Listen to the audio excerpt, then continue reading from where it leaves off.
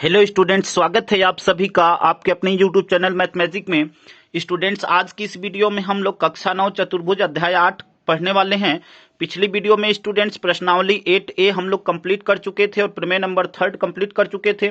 Students, अगर पीछे की वीडियो आप नहीं देखे हुए हैं तो नीचे डिस्क्रिप्शन में आपको लिंक मिल जाएगा, वहां से पीछे की वीडियो देख सकते हैं। और स्टूडेंट्स, वीडियो देखने के बाद अगर वीडियो आपको अच्छा लगे तो वीडियो को लाइक, शेयर और कमेंट करना ना भूलें।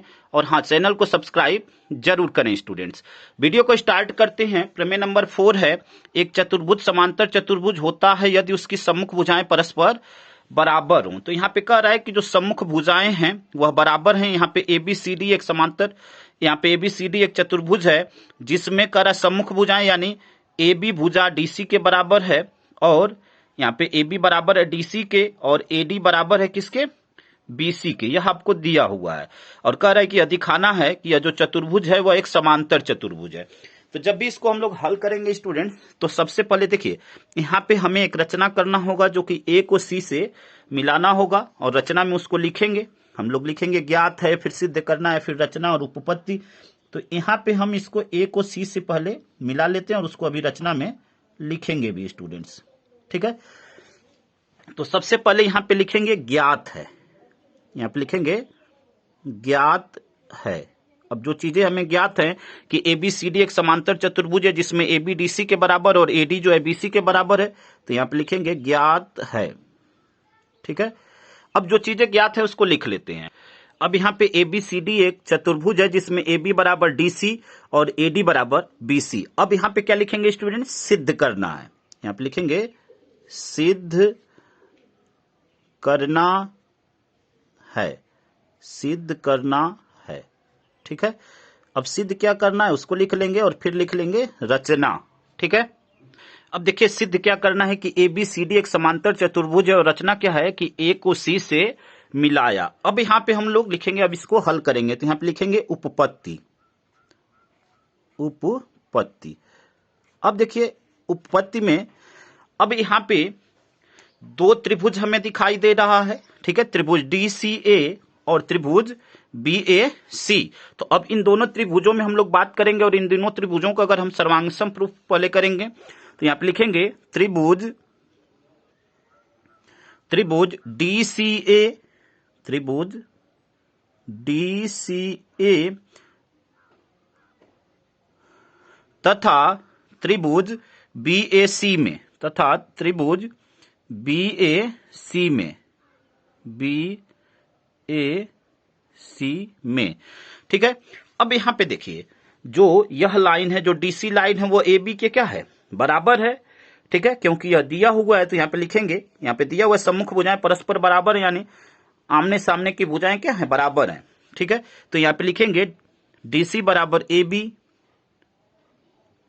DC बराबर AB, और यहां पे रीजन में क्या लिख देंगे, दिया है, दिया है, DC बराबर AB दिया है, ठीक है।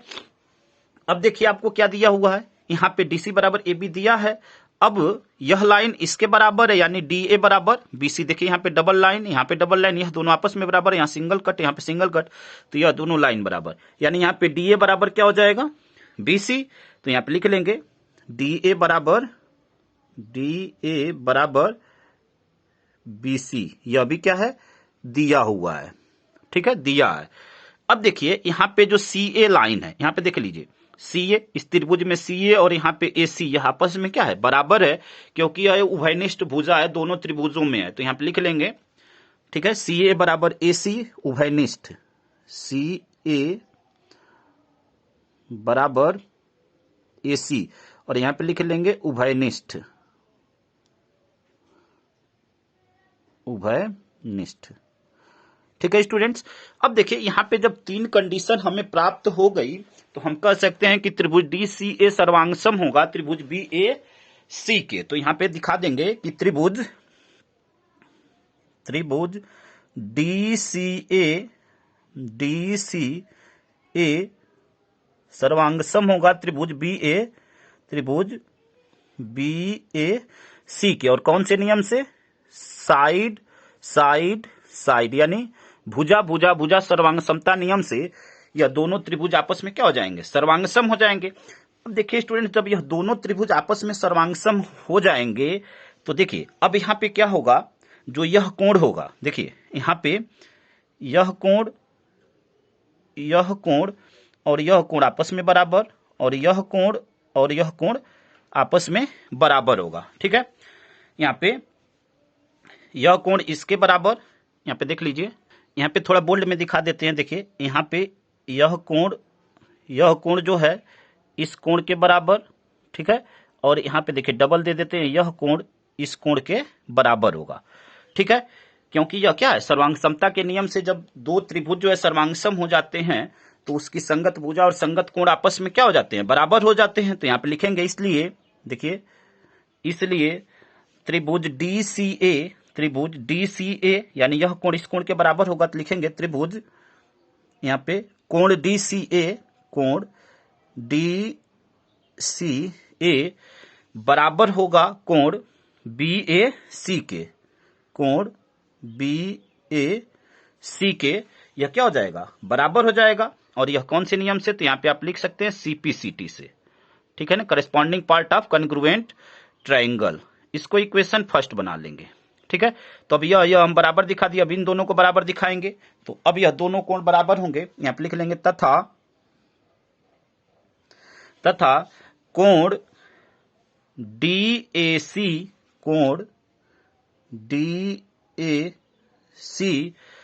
बराबर कोण BCA, और इसको भी आप लिख सकते हैं CPCT से, corresponding part of congruent triangle से। ठीक है, और इसको स्टूडेंट्स हम बना लेंगे समीकरण 2। ठीक है, उम्मीद करते हैं कितनी बात आपको अच्छी तरह समझ में आ गई होगी स्टूडेंट्स। ठीक है, अब देखिए यहाँ पे हम क्या लिखेंगे कि यहाँ पे जो AB, ठीक है, AB और DC, यह दो लाइनें हैं जिसको AC एक तिर्यक रेखा कट करती है। तो यहाँ पे लिख लेंगे अब इस, तो देखिए यहाँ पे AB तथा DC को AC तिर्यक रेखा काट रही है। यहाँ पे AB और यह DC लाइन को AC, देख लीजिए यहाँ पे चित्र में, AB और DC लाइन को AC तिर्यक रेखा काट रही है। तो जो एकांतर अंतः कोण होगा वह आपस में क्या होगा, बराबर होगा, यानी यह कोण बराबर होगा। और एकांतर अंतः कोण तभी बराबर होते हैं जब वह दोनों लाइनें जो है आपस में क्या हों, एक दूसरे के समांतर हों। ठीक है, तो अब यहाँ पे हम क्या करेंगे, जब एकांतर अंतः कोण हम यहाँ पे बराबर लिख देंगे तो हम कह सकते हैं कि जो AB है और DC है आपस में क्या होगी, एक दूसरे के समांतर होगी। तो यहाँ पे लिखेंगे एकांतर अंतः कोण, अब यहाँ पे एकांतर अंतः कोण DCA बराबर होगा कोण BAC के। तो यहाँ पे लिखेंगे कोण DCA बराबर कोण BAC, और यहाँ पे रीजन में लिख देंगे किससे, समीकरण 1 से। ठीक है, समीकरण 1 से यह दोनों क्या हैं, बराबर हैं, एकांतर अंतः कोण बराबर हैं। तो जब यह बराबर है तो हम कह सकते हैं कि जो AB और DC लाइन है क्या है, एक दूसरे के पैरेलल है। तो यहाँ पे लिख देंगे, जब यह एकांतर अंतः कोण बराबर हो गया तो हम लिख सकते हैं कि AB समांतर DC, और इसको स्टूडेंट्स क्या बना लेंगे, यहाँ समीकरण 2 हो गया, तो यह समीकरण 3। उम्मीद करते हैं कितनी बात आपको अच्छी तरह समझ में आ गई होगी। अब यह समीकरण 3 हो गया, और इसी प्रकार से अगर हम यह सिद्ध कर दें, यह दिखा दें कि AD जो है BC के समांतर है, यानी सेम ऐसे ही हम लिखेंगे कि AD और BC, ठीक है, AD और BC को AC तिर्यक रेखा काट रही है। तो जो एकांतर अंतः कोण होंगे वह क्या होंगे, आपस में बराबर होंगे, यानी यह कोण और यह कोण बराबर होगा। और जब यह दोनों कोण बराबर होगा तो हम कह सकते हैं जब एकांतर अंतः कोण तभी बराबर होते हैं जब वह दोनों लाइनें क्या हों, आपस में क्या हों, पैरेलल हो, एक दूसरे के समांतर हो। तो अब यहाँ पे वही चीज हम लोग लिखेंगे स्टूडेंट्स। अब यहाँ पे इसी प्रकार लिखेंगे, इसी प्रकार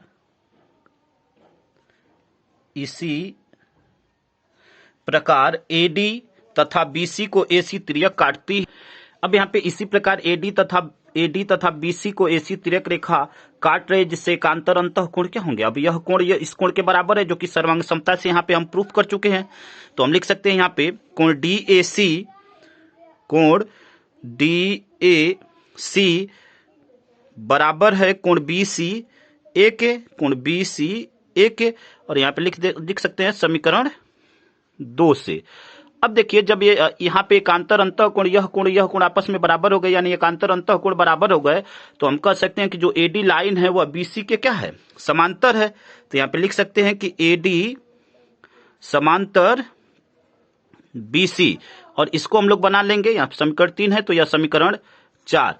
अब देखिए जब यहाँ पे AB DC के समांतर हो गया और AD BC के समांतर हो गया तो हम कह सकते हैं कि यह जो चतुर्भुज ABCD है एक समांतर चतुर्भुज है, क्योंकि समांतर चतुर्भुज में आमने सामने की भुजाएं एक दूसरे के क्या होती हैं, पैरेलल होती हैं। तो यह चीज हमने दिखा दिया। तो यहाँ पे लिखेंगे समीकरण 3 तथा 4 से, समीकरण 3 तथा 4 से, ठीक है, समीकरण 3 तथा 4 से ABCD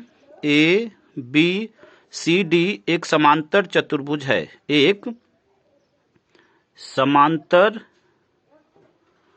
चतुर्भुज, एक समांतर चतुर्भुज है। और यही स्टूडेंट्स आपको प्रूफ करना था। ठीक है, तो उम्मीद करते हैं कि पूरी बात आपको अच्छी तरह समझ में आ गई होगी स्टूडेंट्स। ठीक है, अगले प्रमेय को देखते हैं स्टूडेंट्स। प्रमेय नंबर 5 है, एक चतुर्भुज समांतर चतुर्भुज होता है यदि उसकी सम्मुख कोण परस्पर बराबर हो। तो यहां पे भी दिखाना है कि यहां पे देखिए कोण B कोण D के बराबर, ठीक है ना। सम्मुख कोण का मतलब कि सामने का कोण, कोण A कोण C के बराबर, जो कि यहाँ पे चित्र में हमने दिखाया हुआ है। और आपको दिखाना है कि यह ABCD जो चतुर्भुज है एक समांतर चतुर्भुज है। तो सबसे पहले जैसे वहां पे हम लोग लिखे थे, लिखेंगे ज्ञात है। अब जो चीजें ज्ञात हैं उसको लिख लेंगे। तो यहाँ पे लिखेंगे ज्ञात है कि ABCD एक चतुर्भुज है जिसमें कोण B कोण D के बराबर, कोण A कोण C के बराबर। तो यहाँ पे लिख लेते हैं स्टूडेंट्स। अब यहाँ पे लिख दिया ABCD एक चतुर्भुज है जिसमें कोण A कोण C के बराबर, कोण B कोण D के बराबर है। अब यहाँ पे लिखेंगे सिद्ध करना है। यहाँ पे लिखेंगे सिद्ध करना है, सिद्ध करना है। अब देखिए सिद्ध क्या करना है कि ABCD एक समांतर चतुर्भुज है। तो यहाँ पे लिखेंगे सिद्ध करना है ABCD एक समांतर चतुर्भुज है, समांतर चतुर्भुज है। ABCD एक समांतर चतुर्भुज है, यह आपको सिद्ध करना है। अब यहां से हम लोग लिखेंगे उपपत्ति। अब यहां से हल करेंगे इसको। ठीक है स्टूडेंट्स, अब देखिए उपपत्ति में हम क्या लिखेंगे। अब यहां पे उपपत्ति में हम लोग बात करेंगे चतुर्भुज ABCD में। ठीक है, तो यहां पे लिखेंगे उपपत्ति में, यहां पे लिखेंगे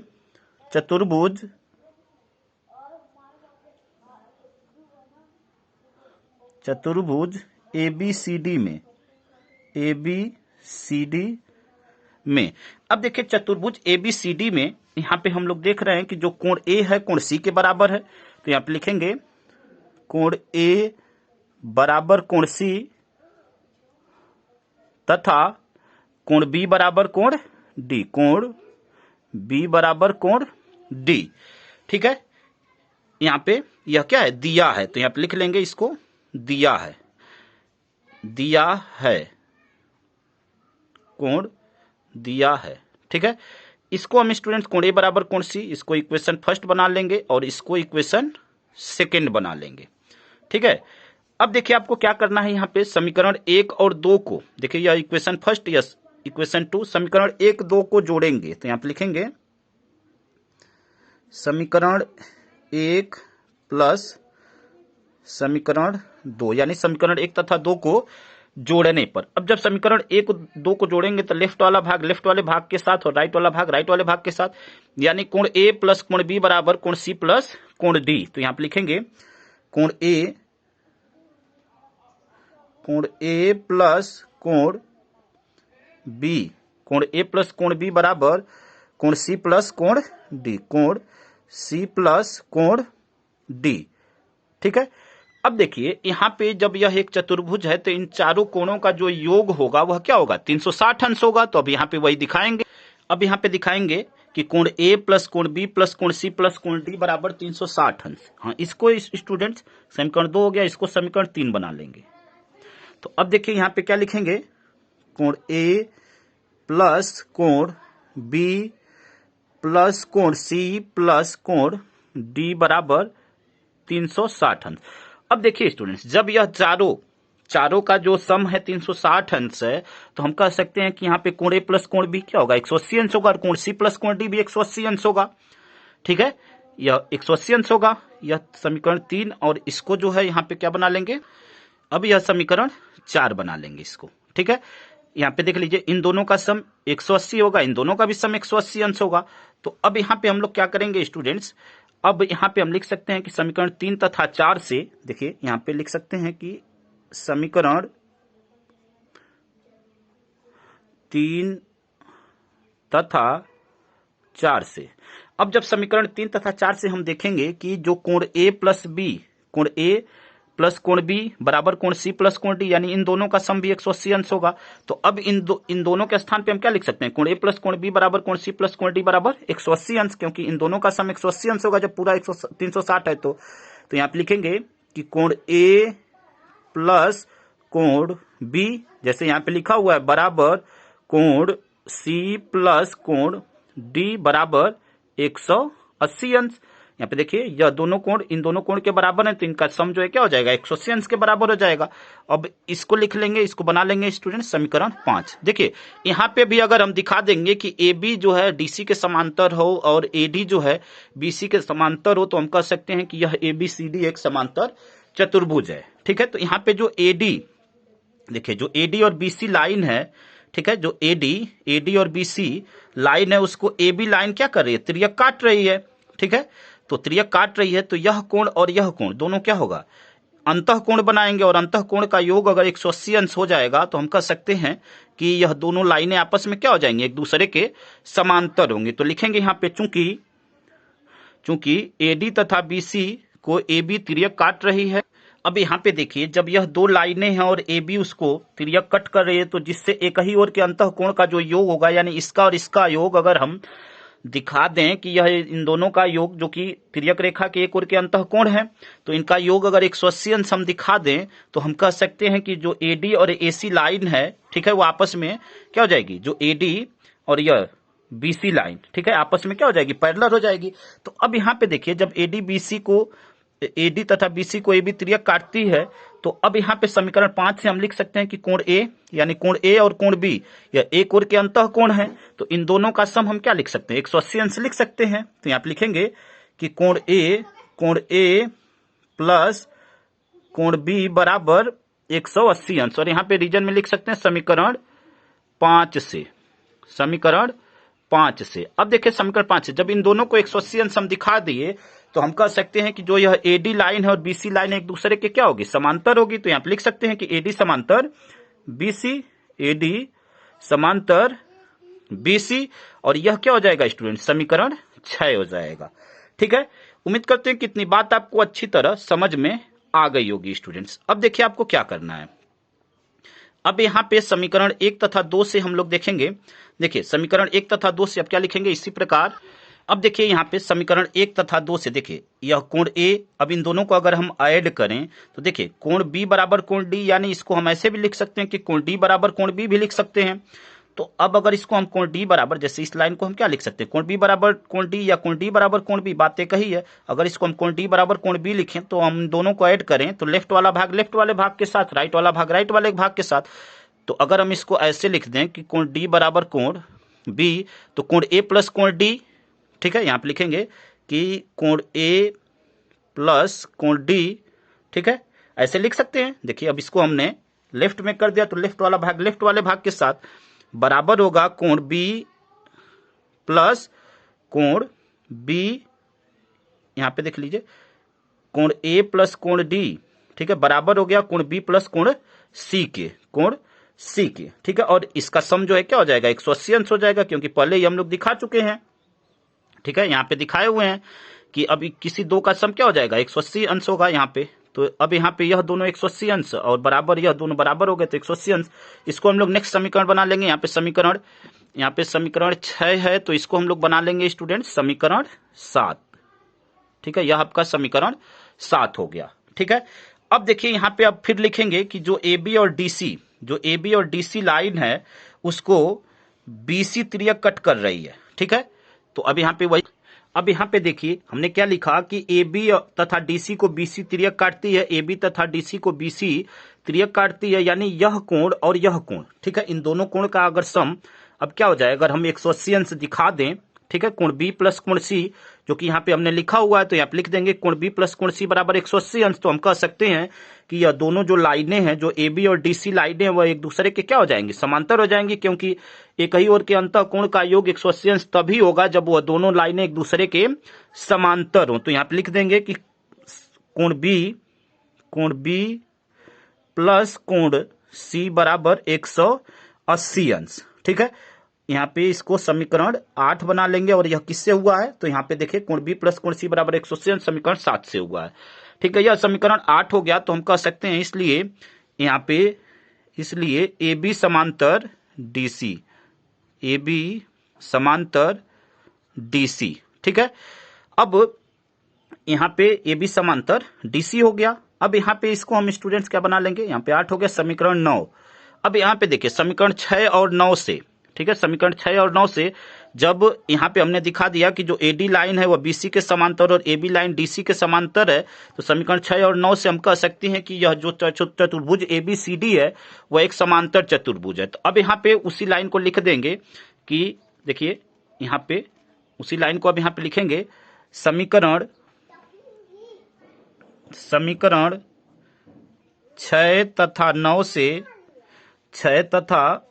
9 से ABCD एक, समीकरण 6 तथा 9 से ABCD एक समांतर चतुर्भुज है। ABCD एक समांतर, ठीक है, चतुर्भुज है, समांतर चतुर्भुज है, ठीक है स्टूडेंट्स। यही आपको प्रूफ करना था। तो उम्मीद करते हैं स्टूडेंट्स की प्रत्येक बात आपको अच्छी तरह समझ में आई होगी। स्टूडेंट्स अगर वीडियो आपको अच्छा लगा तो वीडियो को लाइक, शेयर और कमेंट करना ना भूलिए, और हाँ, चैनल को जरूर सब्सक्राइब करें और अपने दोस्तों तक अधिक से अधिक मात्रा में जरूर शेयर करें स्टूडेंट्स, ताकि उनकी भी हेल्प हो सके। धन्यवाद स्टूडेंट्स। जय हिंद, जय भारत।